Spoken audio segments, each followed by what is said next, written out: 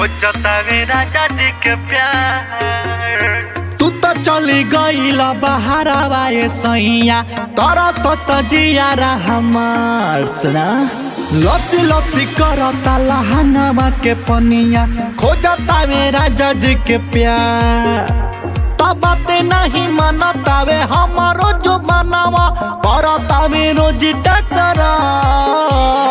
तू तो चली गईला बहारावा ये सैया तोरा सत जियारा हमार।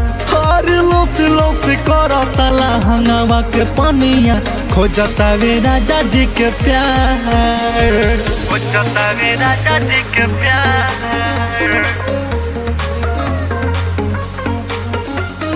हो जाता वे राजा जी के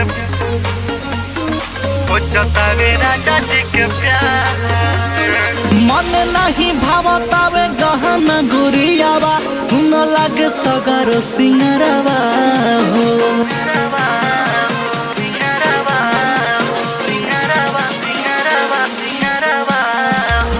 मन नहीं भावतावे गहना गुरियावा सुन लागे सगर सिंगरवा हो।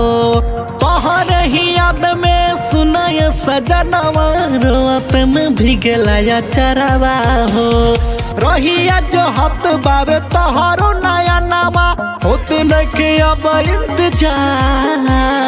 तू तो चली गईला बहारावा ये सैया तोरा सत जियारा हमार। अरे लसी लसी करता लहंगावा के पनिया खोजता वे राजा जी के प्यार। हो जाता वे राजा जी के प्यार। हो जाता वे राजा जी के हो जाता वे राजा जी के प्यार। पिया होगा तीसरा जे यदि नहीं आईबा भाग जाए भम नहीं हरवा हो।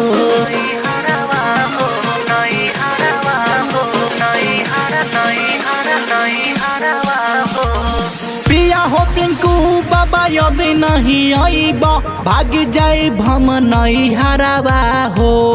साफे साफे कहतानी छोड़ी दे पियाऊ नौकरी कैल का बहरावा हो। कहियल कुहू की सजन बिना जियारा कहियल रही हम लाचार। तू तो चली गईला बहारावा ये सैया तोरा सत जियारा हमार। अरे लसी लसी करता लहंगावा के पनिया खोजता वे राजा जी के प्यार। हो जाता वे राजा जी के हो जाता वे राजा जी के प्यार।